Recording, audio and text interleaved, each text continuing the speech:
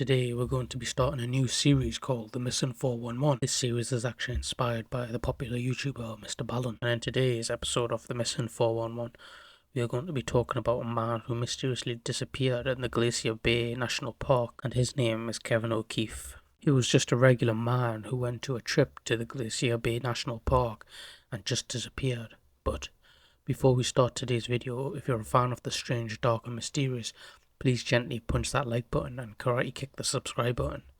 And without further ado, let's begin. This story all starts on the 10th of July 1985, where Robert was heading to the national park in Glacier Bay, which is approximately 70 miles off Juneau. This park sits in an extremely wild and remote area where the Pacific Ocean forms a series of small to large inlets. Kevin travelled from his home in Sacramento, California, and arrived in Juneau around about the 20th of September, eventually flying onto the park ahead. He enrolled into a class about living in the wilds of the park. On the 22nd of September, he was flown by a float plane into Muir Inlet, just north of Wolf Point, where he established his camp. On October 8th, 1985, National Park Ranger David Nemeth and his partner were patrolling the region of Wolf Point by boat. When they stopped at Kevin's campsite, rangers found a disturbing sight.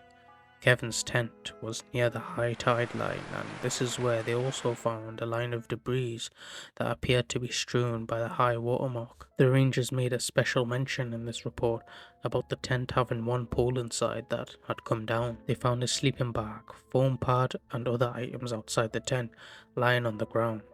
Rangers knew that Kevin was supposed to be picked up on October 10th and decided to leave his camp untouched. From reviewing National Park Service aka NPS reports, which were obtained through a Freedom of Information Act request, it appeared there was concern. Rangers went to the camp the next day, but this time there was 4 of them. They found the camp as it was before, and it did not appear as anyone came through. The NPS did not conduct any searches, but they did call for Kevin and didn't get any response. On October 10th, rangers again returned with additional assistance from airplanes and boats. Rangers conducted a 2-hour flight over the area looking for Kevin, but they could not locate him. On October 17th, 1985, the newspaper reported what the search dogs found, and that was his boot. And half a mile away, his hat was found in a gully out of sight of the main camp. They also found food and caches too, but they never found him or any sign of him actually being at his camp. He just disappeared. Rangers have rejected early speculation that he was eaten by bears. They even stated that there were no bear tracks anywhere in the area of Kevin's camp, and even said almost no wildlife of any kind was near him. People crossed out that he got attacked by a bear, and they also crossed out that he just got lost.